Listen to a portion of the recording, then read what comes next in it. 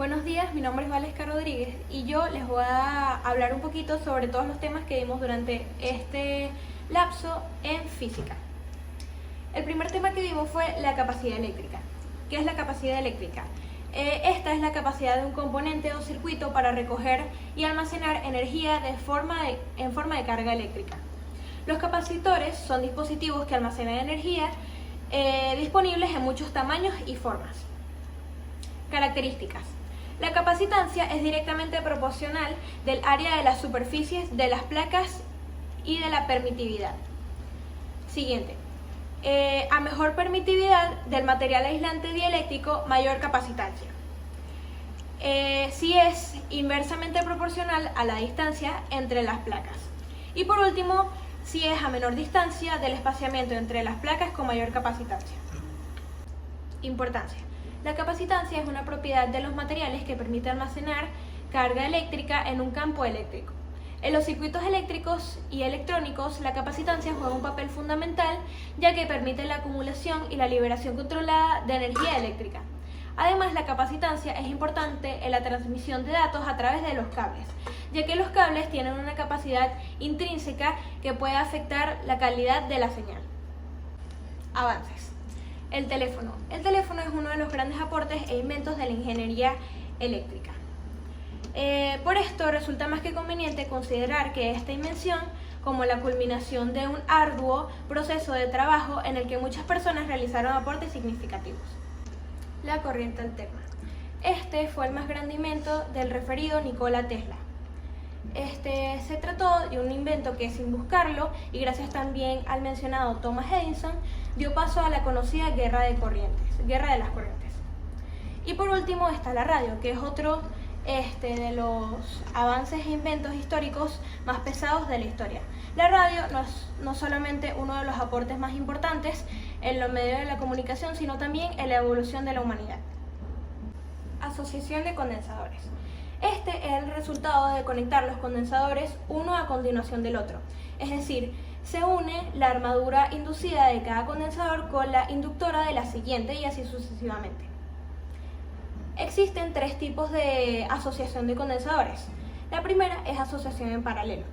Es la que resulta de conectar entre sí armaduras del mismo signo, uniendo por un lado todas las armaduras inductoras y por otro lado las armaduras inducidas.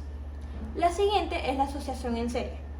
Este es el resultado de conectar los condensadores uno a continuación del otro, es decir, se une la armadura inducida de cada condensador con la inductora de la siguiente y así sucesivamente.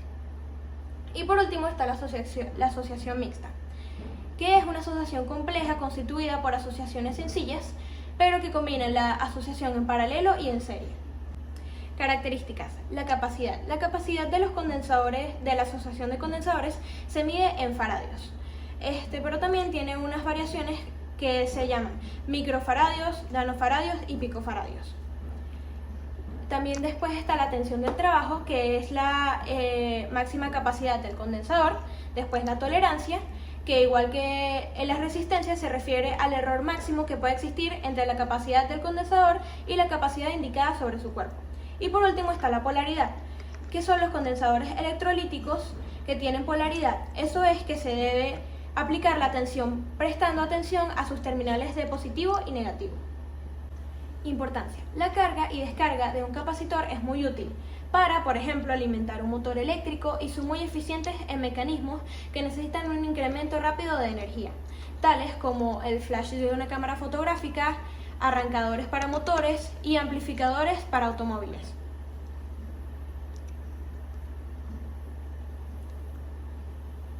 Avances. Uno de los últimos avances en la tecnología de los capacitores es el desarrollo de capacitores de estado sólido o de supercapacitores, nanocondensadores, los condensadores tradicionales, que además tienen unas limitaciones en entornos de alta temperatura, lo que puede conducir a una degradación o falla del rendimiento.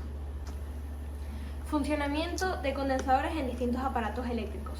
El funcionamiento de un condensador, también conocido como capacitor, es bastante sencillo.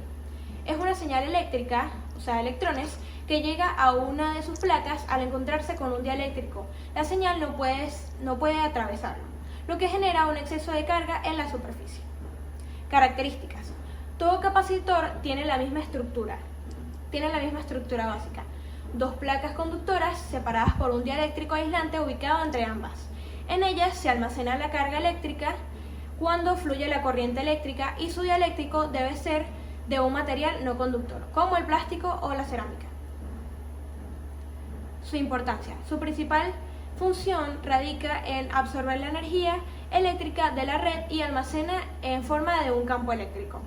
Al completar su ciclo de carga, liberan una corriente de amperios capacitiva, empleada para compensar la corriente magnetizante generada por las cargas inducidas. Avances. Uno de los últimos avances en la tecnología de los capacitores es el desarrollo de capacitores en estado sólido, de subcondensadores, también conocidos como ultracondensadores, nanocondensadores y los condensadores con variaciones en entornos de alta temperatura. La corriente eléctrica, densidad e intensidad de la corriente. La intensidad de la corriente eléctrica es la cantidad de electricidad o carga eléctrica que circula por un circuito en la unidad de tiempo. Para denominar la intensidad se utiliza la letra I y su unidad es el amperio.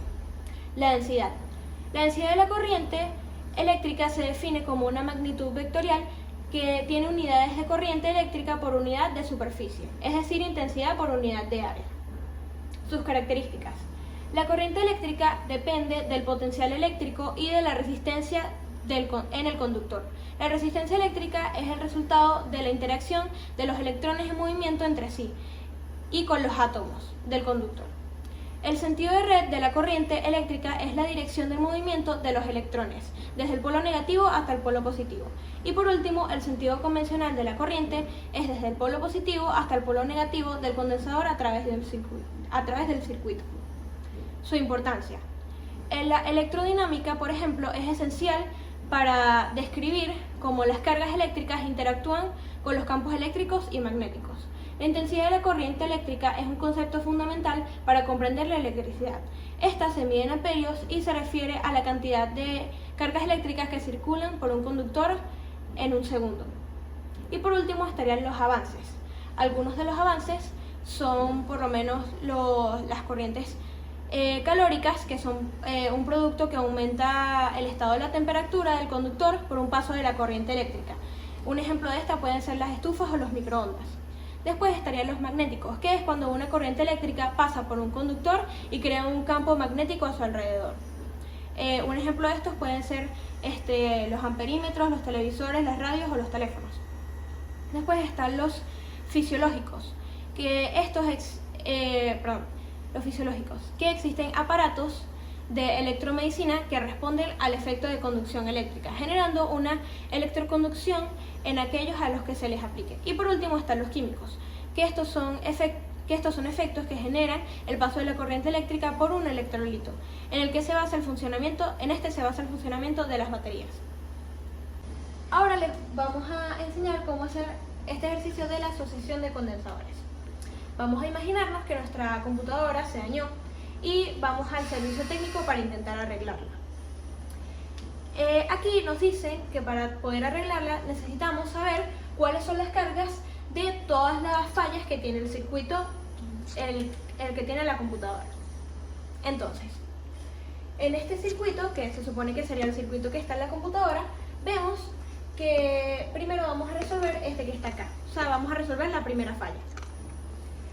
Aquí vemos que estas dos cargas están en paralelo. Y sabemos que para resolver unas cargas que están en paralelo, estas se resuelven de la siguiente manera.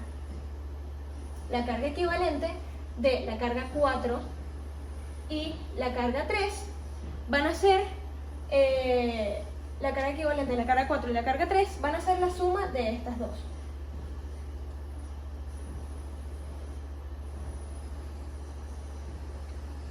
Y de esta manera sustituimos. Vemos que el valor de la carga 3 es 27 faradios y de la carga 4 es 33 faradios. Y ahora lo resolvemos como una suma normal. Y esa suma nos da 60 faradios. Ahora tenemos que achicar nuestro circuito. Ahora se vería así.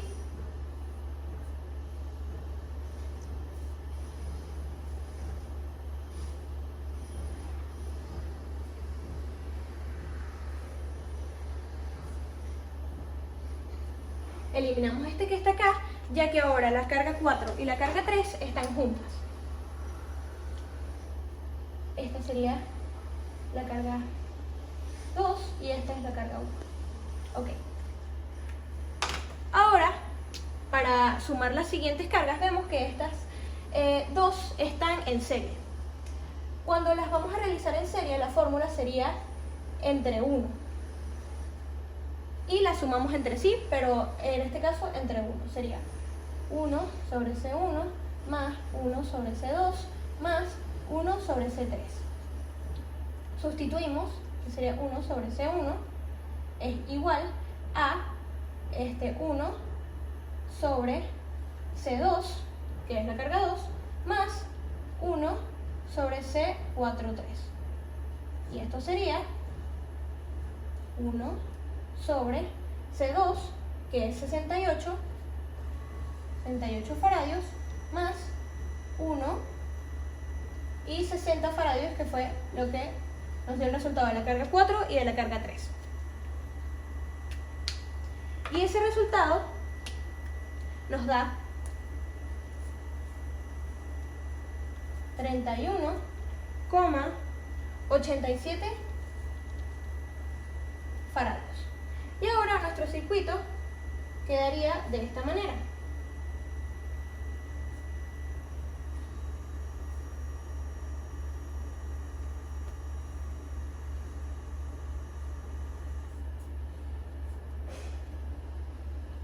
Quedaría de la siguiente manera. Esta sería la carga 1, que es la última que nos queda, y esta es la carga 2, 4 y 3. Y por último, resolvemos. Vemos que estas dos cargas están en paralelo. Entonces vamos a hacer lo mismo que arriba. Básicamente vamos a sumar las cargas. Entonces, la carga equivalente sería igual a la carga 1 más la carga 2, 4 y 3. Y ese resultado nos da 10,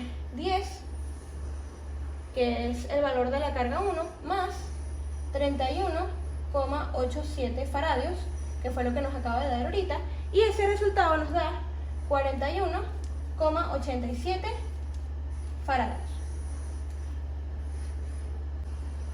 Ahora les vamos a resolver el siguiente ejercicio sobre la ley del Ohm. Imaginemos que necesitamos una batería para nuestro control remoto, pero nuestro control remoto necesita una batería con un voltaje específico. Así que le preguntamos al que nos está atendiendo en la tienda cuál es el voltaje de una batería. ¿Cuál es el voltaje de la batería? Primero que nada, tenemos aquí el circuito de la batería. Y lo que tenemos que hacer es básicamente sacar el voltaje, que es lo que necesitamos saber. Aquí sacamos nuestra fórmula con nuestro triángulo de la ley de Ohm y nos dio esta fórmula, que es B es igual a R, que es la resistencia, por la intensidad, que ya nos la está dando la batería. Entonces lo único que tenemos que hacer es sustituir. B es igual a 150 por 0,3 amperios. Y simplemente hacemos esa operación y nos da un resultado de